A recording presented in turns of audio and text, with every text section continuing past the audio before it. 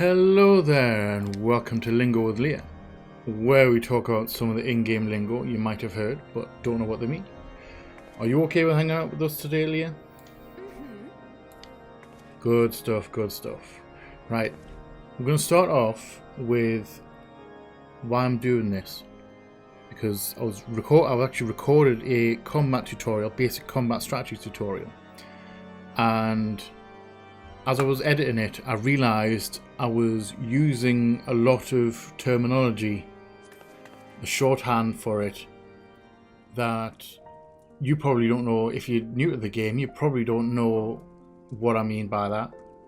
And if you've never played an MMO before, there's some of the lingo where you probably have no clue what I'm talking about. So I thought, before we drop the combat one, that we would do this one first, and hopefully you can refer back to this one if you struggle with stuff in the past, and I'll probably update it at some point if people need some. So you feel free to ask in the comment section if you know some stuff, if you heard some stuff that you haven't heard before and kind of want to know what it is. Feel free to comment in there and I'll do my best to let you know what it is, or make another video on it at a later date if need be. So first things first, we are going to jump into, first thing we're going to discuss is the base game and the expansion packs. Those are often abbreviated, and like I said before, if you're new to the game, you probably have no idea what they mean because they're bandied around like willy-nilly. Everything they're thrown around a lot in various conversations that you may hear. So we're going to go through them real quick, and then we're going to move on to some non-combat stuff, and then we're going to move on lastly onto some of the combat terminology that you'll see thrown around. Sounds good? Yep. Right, so first things first. ARR stands for A Realm Reborn, which is the base game, and the main story in that level goes from level 1 to level 50, and then after that you get into this first expansion, which was Heaven's Ward, which is HW. That was 3.0, and that runs from level 50 to level 60. And then after that you get into Stormblood, which is 4.0, which was the second expansion. That runs you from 60 to 70. And then after that you get into SHB, which is Shadowbringers, which is the third expansion. That runs from level 70 to level 80. And then I think it's August. I believe it's August. Put me tongue in again. I believe it's August when it's due to be released, and that is going to be 6.0 Endwalker, which is the upcoming expansion. And I believe it hasn't been set in stone yet. The players haven't spoken, but I believe it's going to be EW. Although they might change it to End, because EW sounds like you're disgusted with it. You know what I mean? It's like, ew, it's that kind of thing. So they may end up changing it to something else, or it may stay at EW. It's up in the air at the minute. It gets set in stone once the actual expansion comes out. And that is the last of the expansions for now. And that's the expansion stuff. So we're going to move on to the non-combat stuff now, and that will start with the DOW, or DAO, which stands for Disciple of War. Now, Disciples of War are any of the jobs that hit stuff with physical objects. That will be Monk, Paladin, Warrior, includes all your tank classes, Warrior, Monk, Dragoon, Machinist, Bard, They're all classed as Disciples of War. And on the other hand, you will also get the DOMs, or DOMs, which stands for Disciple of Magic, which are all the jobs that used, you guessed it, magic. So that would be White Mage, Scholar, Black Mage, Red Mage, and the upcoming Sage, which is going to be another healer. So that is the Disciples of Magic. Then you get the DOs, the DOH, which are the Disciples of the Hand. Those are the non-combat jobs, and those particular ones deal with crafting. They will make items and various bits and pieces, furniture, gear, weapons, stuff like that. So lastly, we have the DOLs, Disciple of the Lands, which are also non-combat jobs, and they deal with gathering. Now the gatherers will go out and they'll collect materials to feed the crafting side of things. Generally, you can't craft without materials. Go figure.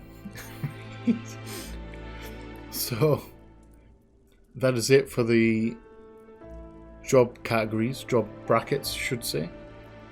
Next up, we have GC, which stands for Grand Company, which is an often forgotten about but kind of important game feature.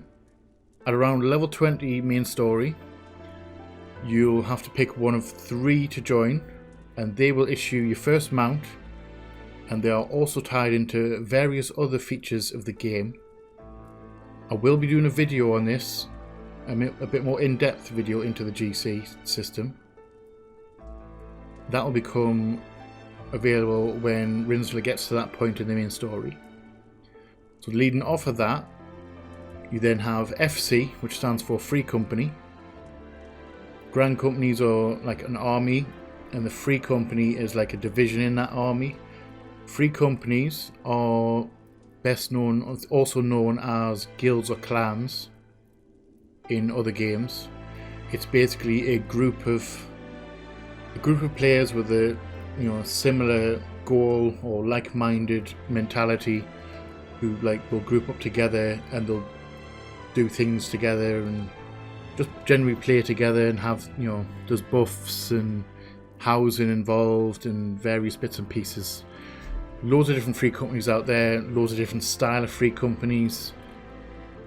Some dealing with exclusively raiding, like end game content. Some which will work like schools. Ours works like a school. We will take fresh players and train them up in how the game works, help them level up, stuff like that. Other FCs don't. You get what you pay for. You get what you pay for. It's the wrong term. You just got to find the right fit for you, basically. Loads of different ones out there. There's no harm in trying an FC, and if you don't like it, you can leave and join another one. There's loads of them out there. Leading off of new players, we call new players sprouts because when you first off starting to play the game, for quite a while after you start playing the game, thinking about it, your character will have a little sprout icon next to his name, and that tells people that you are a new player, that you are new to the game. You may not know everything about the game.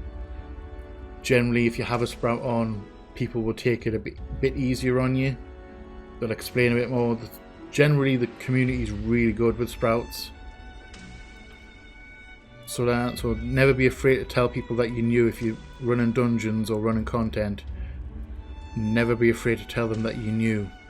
9 times out of 10, they'll take the time to explain what's going on and what to do.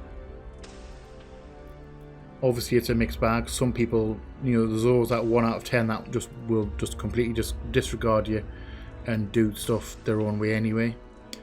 But as a general rule, community is really good in this game. Next up is DF, Duty Finder. Now, Duty Finder pairs you with random players queuing for the same content that you are, and it draws people in from all across the data center. It's basically any random people. So as such, being a random party generator, occasionally there can be random results where it's like working as a team. You've got to work as a team in dungeon content, and sometimes things go wrong and you can't really blame it because you've used a random, but you should expect a random result if you use a random party generator. That's my philosophy anyway. You generally have fun with it. It's random content, you may never see them again. You know, just let it wash under, you know, go over your back, wash over your head, whatever you want to call it. So, Duty Finder, obviously random, you have no real control over what party composition you get. You'll always have a tank, you'll always have a healer, and you'll always have 2 DPS. Now those certain makeups make certain content harder or easier. You have no control over what you get with it really. You can get 2 of the same job, you can get, you know, it's random. What do you expect? Next up is PUG, which stands for Pickup Group. Now, Pickup Group is when you use the Duty Finder to run a piece of content. You've grabbed a pickup group, basically a random group, to do the content with. Obviously that one there. Next up we have Party PF, which stands for Party Finder. Now Party Finder is different to Duty Finder, as in it lets you recruit a team for a piece of content. Generally it offers you more control over the party makeup and what jobs you would like in the group and how many of what job you like in the group. Those are mostly used for farming running end game content or older content like boss fights, the trials. Because you very rarely people very rarely use Duty Finder for trials and like the big boss battles. Next up, we have a static. Now a static is most often used in endgame for like hardcore raiding, but as a general term it means a regular team of players who frequently meet up and run content with each other. So basically if you have a set group where you've got a group of friends and you have one of your players which is a tank, one which is a healer and 2 DPS, and you religiously level up together, that is classed as a static. It's a permanent team within reason. And next up we have GM, which stands for Game Master. Now these guys are employed by Square Enix and they are there to assist players with issues that arise in the game, which includes stuff like getting stuck in the geometry. If you get stuck somewhere, they can help you out. And also dealing with harassment and abuse claims against other players. They'll investigate those and deal with them accordingly. I've never had any bad interactions with a GM ever. They're all, they may be firm, but they are fair. So never be worried about contacting one. I've never met a bad one yet, which is always good. Leading off of that, you have RMT, which stands for Real Money Trade. Now, what that is, it's the selling of in-game items, gil, and characters for real-life money. RMT is widely despised by the community, and it is a direct violation of the user agreement. And as such, it is considered cheating, so don't do it on either side of the equation. Don't sell stuff, don't buy stuff for real money, because you will, If you are caught, you will get a lifetime ban. You will get a ban, you'll lose your account entirely. And everything in it. They don't kid around with that stuff. And it is horrendously... It is really bad. I hate RMTs. There's no need for it at all in this game. There is no need for it. And that is the last of the more commonly used non-combat terms. You hanging in there, Leah? Good, good. Right, so now we are going to jump onto the combat side of things. Some of the more commonly used combat terms. First up, we have GCD, which stands for Global Cooldown. Now what that is after using a skill or spell, most of your skills on your hotbar will go on cooldown for 2.5 seconds while the animation of the skill that you've used plays out. It keeps a nice flow between spells. 2.5 seconds feels slow, but it's actually fairly quick. It doesn't feel... It sounds slow, but it doesn't feel slow. If you're coming off another MMO like World of Warcraft, 2.5 seconds seems like an age, but it's really not that bad. Well, spinning off of GCDs, you will also get OGCDs, which are off global cooldown abilities. Now those skills are not affected by the global cooldown and can be used anytime in combat. So you can use those after you've used a normal skill. So it helps you keep stuff flowing quite nicely. So next up we have DOTS, which stand for damage over time. Certain skills and abilities will add a damage over time effect, which will do a set amount of damage every second for a period of time. Now they usually last for 30 seconds, but not always. Some of them have shorter time periods. So you got to keep an eye on your tooltips for that. Keep an eye on your stuff for that. Next up, we have HOTS, which are heals over time. It's basically the same as the dot, only it's healing instead of damage. So white mage's regen that is classed as a hot. That's a healing over time. That will heal you, do a little heal over the course of 30 seconds. Next up is proc, which stands for... I had to look this one up, to be fair, because I know the term proc, but I didn't actually know what it meant. What the actual proc stood for. I know what it did, but I didn't know what it stood for. This apparently stands for Process Random Occurrence. Proc refers to when an additional effect created by a skill or spell randomly occurs. So some abilities will randomly proc another ability. Monk, for example, monk abilities will proc other monk abilities because that has more of a combo system.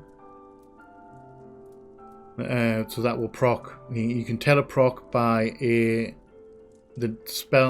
one that is procced. There's lots of procs here. The one that has been procced will have a dashed kind of like animated line square around the ability itself, so you know that that's been procced. I will explain it a little bit more in detail in the combat video, because I will have footage for that and everything, which should help you out a bit. Next up, we have pull, which is basically starting a fight with a mob or a boss with a skill or ability. Pulls are mostly done by the tank. It should mostly be done by the tank. There are a few exceptions, but most of the time it will be a tank that pulls. And basically the tank will initiate the fight, it'll start the fight, and then everyone else runs in and helps.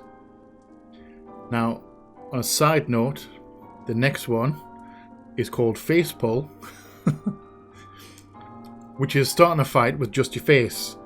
Often it is done by healers and or DPS by accident, because they run a bit too close to the enemy, and the enemy spots them and comes to chew the face off. Face pulls happen. They tend to be quite funny unless you're with a serious group, and even then you're laughing at yourself, but everything usually goes horribly wrong if you do a face pull. Next up, we have Trash Mob. Not to be confused with Trash Panda. Trash Mobs are the groups of enemies which lie in between bosses in dungeons / raids. So generally you have a trash mob or a few trash mobs, then you reach a boss, then you have another few trash mobs, then you reach the second boss of the dungeon, then a third set of trash mobs, and then the last boss of the dungeon. Trash mobs, obviously, just groups of enemies between those. Nice, easy stuff. Now a mob, which I probably should have done mob before trash mob, looking at it, thinking about it. Mob just means a monster or group of monsters. So that's that one. That's a nice, short and sweet one, that one. Next up, we have AoEs, which means the area of effect, which is the area in which a spell or enemy will have an effect on a player of a mob. You'll probably see most of those in the combat tutorial as well. It's basically, you get different ones, different AoEs you get, and it's generally determined by the shape that they are. So you'll get a line AoE, which is a straight line. You get a conal AoE, which looks like a wedge, like a cone wedge. You'll get a ring AoE, where it's like a big ring around the enemy, and it's safe to stand underneath the boss, and it's safe to stand outside the ring, but if you stand anywhere inside that ring, you will get hit. And you get circle AoEs, and you get things called cleaves. Cleave is like a half circle, 1/8 circle, hit everything in, like everything in front of the bob, and everything in front of the boss. So generally you don't want to be standing in front of the boss. Only the tank should do that, because he has abilities to defend against cleaves and tank busters. Now tank busters are hard-hitting skills that really only a tank can survive. The tank will get hit quite hard, and then they will have to use, generally for a tank buster, the tank will use what's called a defensive cooldown. Now that's an ability which is used on themselves, and it reduces the damage taken to the tank. That's why they tank the boss, because they have those skills. Other classes don't have them, and as such, if they stand in front of the boss where the tank's standing and he cleaves them or does a tank buster, 9 times out of 10 that healer or DPS is not surviving, which can cause problems. There's very few exceptions in this game or in the dungeons that where you have to stand in front of the boss. There are very few situations that do exist, but they're very few and far between, and it's mostly in the higher level dungeons that they are. So next up, we have adds, which stands as short for additionals or add-ons. Add-ons? I'm not sure if it's the add-on. I've heard add-ons used, but I don't know how popular it is. Anyway, besides the point. These are extra enemies that spawn in boss fights. Now, most of the time in boss fights, you will have 2 tanks. You have a main tank, MT, and you have an off tank, OT. Main tank's job is to actively tank the boss. He's got the boss's focus. And the off tank's job is to do damage to the boss and generally pick up any adds that appear, because the additional enemies, the adds will usually attack the healers. So it's the off tank's job to take the adds away from the healers and let the DPS burn them down. Now, a burn is just when you focused on getting the enemy killed as quickly as possible. You kind of ignore other stuff and you burn the adds quite quickly. Excuse me. Now, next up we have buff. Now, a buff is a temporary enhancement to a target, be that yourself, a monster, or your weapon. Usually lasts for a set period of time, or a single use, for example, something along those lines. And on the other hand, you will get debuffs. It's obviously, debuff is the opposite of a buff. It's a temporary detrimental effect to a target, player, or enemy. But both buffs and debuffs swing both ways. So a boss can buff himself, and you can debuff a boss, and you can buff yourself, and a boss can debuff you. Some common debuffs are heavy, which lowers your movement speed. You have bind, which stops you moving entirely. You have poison, which is a damage over time ability. Stuff like that. They're all classed as debuffs. There's loads of different types in the game, and some of them you can remove with Izuna. Healers can remove with Izuna, and some of them you can't, so you've got to pay attention. And that was the last combat term that I've got for you. It was also the last in the list I made. Probably forgotten some. I have no doubt that I probably have forgotten some. If you have any others that you want to add, or you've heard and you want to know what they are, feel free to comment below. This has been some of the in-game lingo I use most frequently. I hope you've enjoyed the video. Thank you, Ilya, for hanging out with us. Hope you have enjoyed this video. If you are new here, please hang around, come check out some of the stuff that I've got going on. If you like the content, please do hit that subscribe button and come back and see more. If you're not new here, you know what's coming. Please like, share, comment, subscribe and all that jazz. And as always, shall see you on the flip side. Bye bye.